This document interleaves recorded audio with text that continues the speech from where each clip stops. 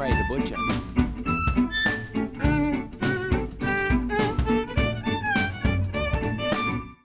Hey guys, we're going to do some biltong. This one's for all the South African customers. And what we have here is a topside piece of beef, and we're going to cut it up into steaks, marinate it, and then air dry it in the biltong machine for 3 days. What I have here is a lovely piece of yearling topside. Just trim up any little nasty bits off the side there that we don't really want in the process. Now I tend to use 3 kilos for my mix, and that's what I'm using today. Okay, so we're just going to cut this into steaks about 1/2 inch or 1.5 centimetres thick, depending on how you like them. The thicker I cut them, the juicier the biltong will come out. So I find cutting them at about that thickness is a good thickness. Now biltong, to give you a bit of history about it, goes back to times when the South Africans were hunting, and they'd catch a venison or a deer, and they'd sit that in between their saddle on their horse, and the saddle and the rider would flatten the meat down to a thin texture, and the salt from the animal would preserve the meat and give it the flavour. It's a bit gruesome, I know, but what we're doing is a modern rendition of those flavours. Now that I've just thrown them in the bowl, this is a bit of a tedious job, but we're just going to get this out of the way now, because once it's marinated it's a bit messy. So I'm just going to pop a little hole in this and tie a piece of string in each one of these. Okay, so what we're doing there is just putting a little string about 1 inch down, just so you can hang them in the machine. And I'm doing this before I marinate them, just so it's not so messy to work with afterwards.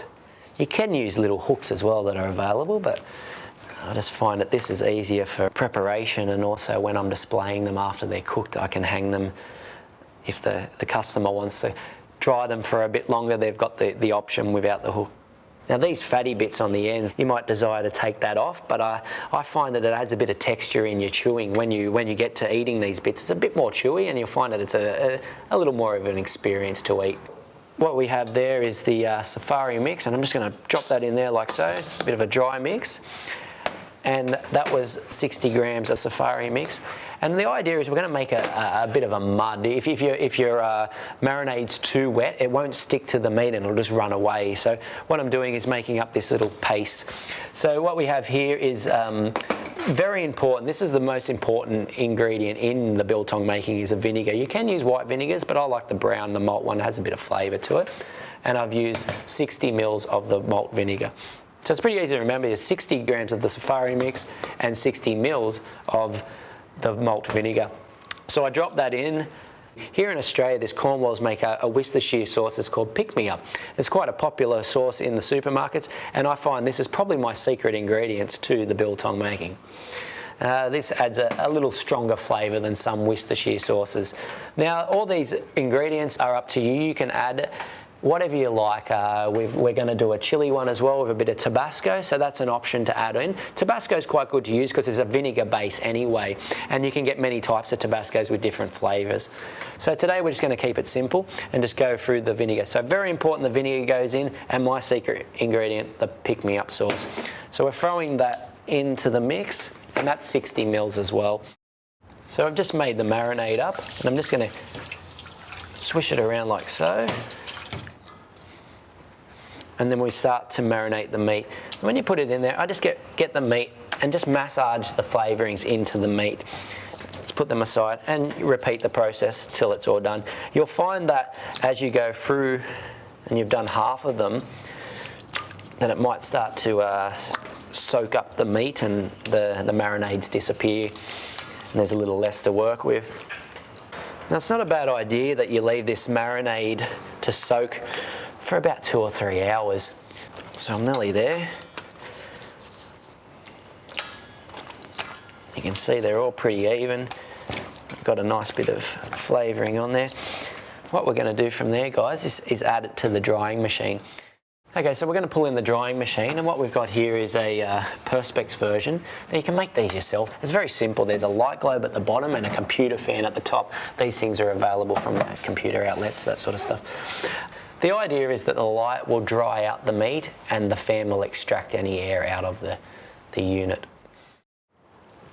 Now these machines are available online.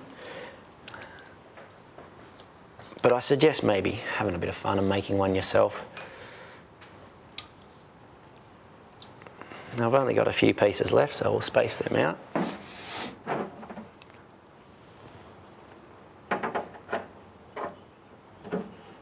You could start eating this on the second day. I find that a lot of South African customers like it quite raw and red in the middle, but the Aussie market tends to like it around the third or the fourth day. From that, we sit in there like so. And just plug that into your PowerPoint. And that's how to make biltong. Now we come back in 3 days and that'll be nice and dry, ready to eat.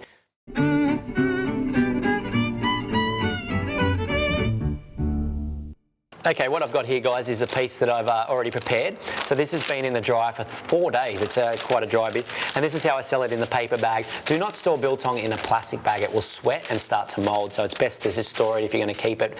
You can keep it for probably 1 or 2 days. You can even freeze it, but it comes out a bit soft. So what I've got there is a piece that's dried. Now that's half a piece, because I ate the other half. But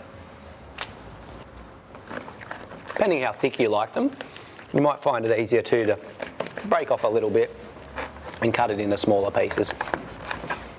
Okay, so that's pretty much it, guys. That's the biltong. Enjoy eating, enjoy making. We'll see you on the next video.